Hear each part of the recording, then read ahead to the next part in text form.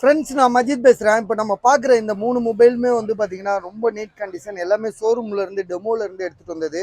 ஒன்று வந்து பார்த்தீங்கன்னா ஒன் ப்ளஸ் நாடில் வந்து ஒன் ப்ளஸ் நாடா என்னன்னு தெரியல, இருங்க பார்ப்போம்.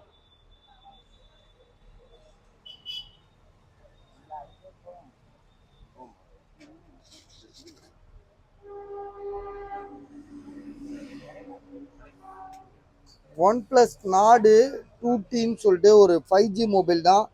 8/128 பேட்டரி ஹெல்த் 4500 mAh. மொபைல் வந்து புதுசாக இருக்குது. ஸோ வாரண்டி கூட இருக்க வாய்ப்பு இருக்குது இந்த மொபைலில். இவ்வளோ நீட்டாக புதுசாக இருக்கு பாருங்க. அப்படியே ஷோரூமில் புதுசாக பாக்ஸை பிரித்து எடுத்தால் எப்படி இருக்கும். ஸோ அந்த மாதிரி ஒரு புது மொபைலாக இருக்குது. இதோட விலை வந்து பார்த்தீங்கன்னா 14,000 14,000 ரூபாய்க்கு தரோம்.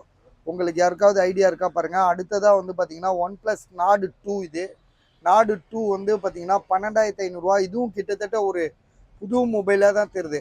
ஏன்னா ஒரு புது மொபைலுக்கான எல்லா இதுவும் இருக்குது. 5G மொபைலு ஒன் ப்ளஸ் நாடு 2. இது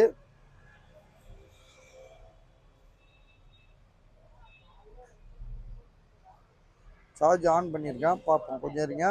இது ஜிபி மட்டும் நான் கண்டுபிடிச்சிட்டேன்னா உங்களுக்கு வந்து சொல்லிடுவேன். ஒன் ப்ளஸ் நாடு 2 என்ன ஜிபின்னு சரியாக தெரில. சரியா, அதுக்கப்புறம் அதுக்கு முன்னாடி உள்ளதை போயிடுவோம். இது வந்து பார்த்தீங்கன்னா ஒன் ப்ளஸில் 80 ஒன் ப்ளஸ் 80 மொபைல். இதுவும் வந்து பார்த்தீங்கன்னா ஃப்ரெஷ் கண்டிஷனாக இருக்குது. ஸோ இதோட ப்ரைஸ் வந்து பார்த்தீங்கன்னா பேக் டோர் எதுவுமே சேஞ்ச் பண்ணாத ஒரு தெளிவான மொபைலு. ஸோ இதெல்லாம் வந்து பார்த்தீங்கன்னா இப்போ நமக்கு டிஸ்பிளே சேஞ்ச் பண்ணுறாங்க பார்த்தீங்களா, அந்த மாதிரி கொடுத்து மாற்றுறது தான் இது. ஸோ அந்த மாதிரி மாற்றிருப்பாங்கன்னு நினைக்கிறேன். ஏன்னா அந்தளவுக்கு புதுசாக இருக்குது. ஒன் ப்ளஸ் 80 8GB ரேம் 128 புது மொபைலாக இருக்குது. இதோட ப்ரைஸ் வந்து பார்த்திங்கன்னா நம்ம வந்து எவ்வளோக்கு தரோம்னா 16,000 ரூபா, 16,000க்கு தரோம். உங்களுக்கு வாங்க ஐடியா இருக்கா பாருங்கள். இது வந்து ஒன் ப்ளஸ் நாடு 2 வந்து என்ன ஜிபின்னு மட்டும் பார்த்துருவோம்.